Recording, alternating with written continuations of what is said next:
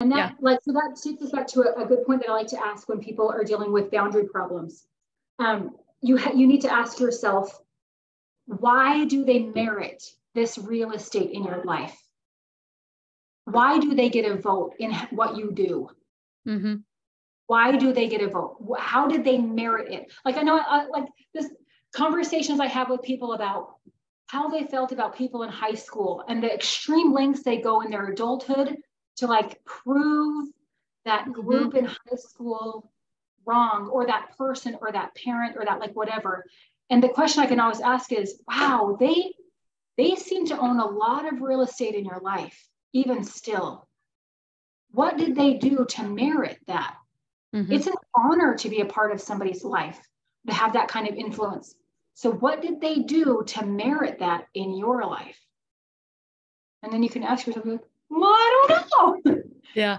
Maybe they didn't actually. Because a lot of that is we're giving it to them. We've opened that, we've given them that real estate. Yeah.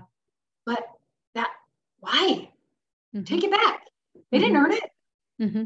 They're not safe. Don't give it to them. Close that gate to them. Mm-hmm. Yeah.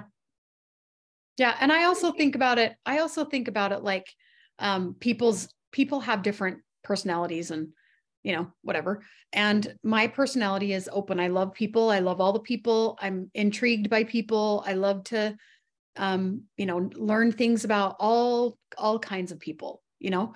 And so my capacity is open. My capacity is big. Like I can hold a lot of relationships at once. You know, you can think of it as me on a stage with a bunch of people isn't overwhelming to my energy. Like I have thoughts about that and I have self-judgments about that, right? But my energy as a person, I can hold the space for a big group of people. But there are people who can't.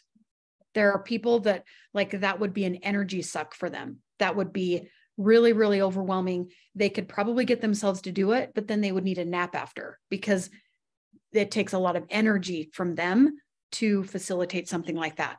And I'm an extrovert. And so that actually fuels me. Like if I'm in front of a crowd and I'm talking or teaching or, you know, whatever it is, mentoring, whatever, I actually gain energy from other people. That's just my personality. That's how I am. Right. And so to know that about myself when I'm thinking about putting in boundaries or asking myself what my boundaries are, I'm going to use that as reference that I actually can hold lots of relationships at once, or I can hold the energy in a room with a lot of people. And so my boundaries are going to be a little bit different than someone who can't. Right. So yeah. I don't schedule a bunch of stuff on Sunday. Yeah. I just hung out with a bunch of people for 2.5, 3 hours if there's meetings. I have to come home and put like a nap before I go to family events or have people over. Like, I just know that about me. If I don't get that, I start to behave poorly because my willpower, now that I understand willpower, like my battery is just drained. Yeah. So in order to set myself up for the most success, I have to put that gap. Like, Yep.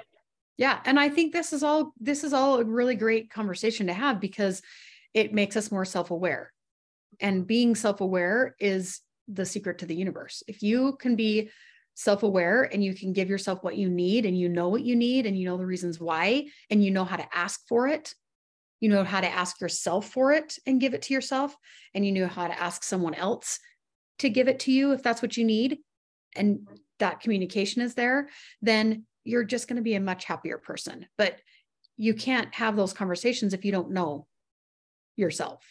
Like you could never ask Patrick for a, 2-hour time, whether you take a nap or whether you take a bath or whether you read a book or, whether you just go for a walk or like whatever. That time needs to be yours for you to recharge, for you to, level out your energy, whatever that is.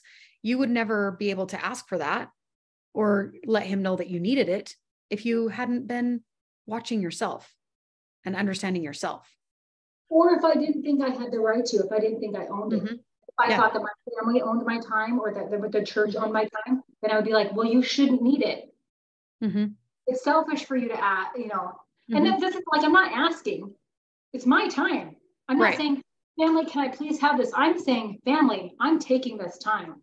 Mm-hmm. Door closed. You wake Yeah. me up, there will be a Mm-hmm. consequence. Yeah. Right? Like it becomes like that. Yeah. Yeah. And honestly, it's whether it's an ask or whether it's a tell, or like that can get kind of sticky. That language can get kind of sticky, but I think it's respect. Yes. You know, like I have respect for my husband and he has respect for me. And so when we have these conversations and I say, this is what I need, I let him know what my needs are. Then he says, how can I help you facilitate that? Because he respects me and he respects my time, and I respect him because I'm going to him saying, these are the needs that I have. This is what it looks like to me. What do you think? And then he says, well, I think it looks like this. How can we compromise? And maybe after we get home from church, it's a 2-hour nap for mom. Like that's how we communicate. That's how you ask for what you need. Is you. That is a great sign of healthy boundaries, because you have total confidence that the people around you have your best interest in mind. Right? But somebody who was in my situation, words are very sticky for me because I didn't have the environment where people cared about me. I was literally an appliance, and if I could give it, they would take it, and they would demand that I gave 20% more. So that is a sign of good, healthy boundaries, and that you're in a good group who loves and cares about you. So that's awesome. And again, it's a property. Like if you are with neighbors who respect your boundary, and you know that at any time when you say, okay, property's off limits, they leave, there's no fight. Then you're like, I don't need to have barbed wire at the top of my fence.